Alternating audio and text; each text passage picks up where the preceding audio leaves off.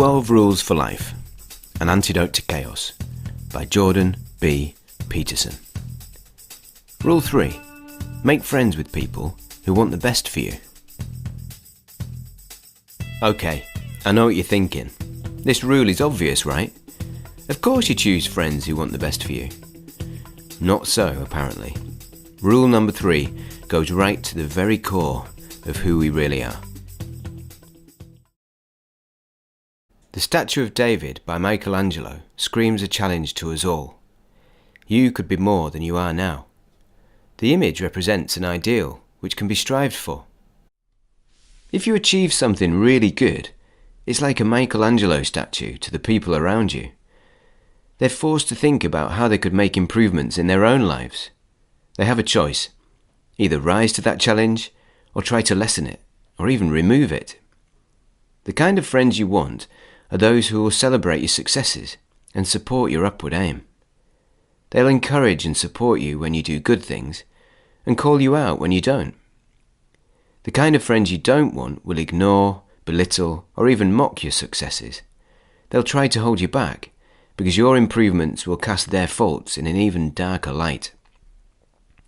Friends that acknowledge your successes and choose to rise to the same challenges in their own lives are aiming upwards, together with you, in the right direction. These are the people you need around if you yourself want to grow. Rule 3, simply put, is that we should be hanging out with people who are aiming upwards. Unfortunately, many of us end up befriending those not aiming up, and that's a problem, because they probably haven't got your best interests at heart. Peterson explains that there are 4 ways this can happen. Number 1. Maybe you've decided to try to rescue them. But what if they don't want rescuing? Sure, it's possible they've been terribly unlucky, time and time again, but it's much more likely that they're not trying for anything better because the path upwards is too much like hard work. Failure is easy. Vice is easy. It's a lot easier not to have to think and care. Just sit back and let things slide. As things get worse, they can blame their situation on the injustice of the world, rather than as evidence of their own inaction. Maybe they even want you to fail too. They resent the gap between you both and want to drag you down with them. Even if they want to improve, what makes you think you can help? Are you trying to be a hero out of a deluded sense of superiority? It's a big enough project to achieve the things in life which you want to achieve yourself, without having to take on someone else. Even if they're not trying to hold you back, you might end up getting dragged down with them all the same. Don't waste your time. You've got limited resources, which should be focused on yourself instead. Life's hard enough already. Instead of trying to rescue them, lead by example. Go off and do great things. Wouldn't that be better for both of you? Number 2. Maybe you're sticking with your friend because it makes you look good.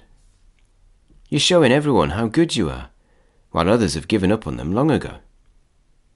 Maybe you're too weak-willed to leave, so instead you justify staying as evidence that you're a good person. Maybe, because you're helping someone else, you've got an excuse to avoid facing and overcoming the hurdles in your own life. So you're both shirking out of responsibility. Or maybe you're doing it simply because you look good next to someone with more problems than you.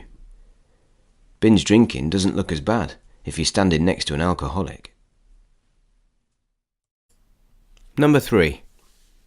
Maybe you're hanging out with guys who don't want to improve because you and your friends have implicitly agreed that life's pointless, and you're going to watch each other squandering the chances to grow, but not hold each other to account for it.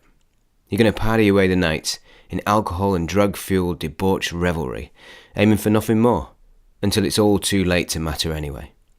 If there's no point to anything, then you don't have to bear any proper responsibility to yourself, or to your friends. Number 4. Or maybe, after all, you too are one of those who finds aiming upwards to be too much like hard work. You're surrounding yourself with people who don't want the best for you, because it's easier. It means that you won't have to face the things which need improvement. You can just carry on as you are. Surrounding yourself with people who are aiming upwards would mean you'd have to be strong and bear the inevitable sense of inadequacy you'd surely feel, at least at first. You'd have to be strong enough to face the challenge of becoming better. Friendship has to be reciprocal. You don't owe loyalty to those who make the world a worse place. Better to choose friends who are aiming upwards. They should be people whose lives would be improved if your life was improved. When you choose your friends, be humble. Don't assume that you can help those who are struggling. You've got enough on your plate. Be brave. Choose friends who will highlight your shortcomings and challenge you to improve, like the statue of David. When you choose friends, exercise your critical judgment and don't be too compassionate.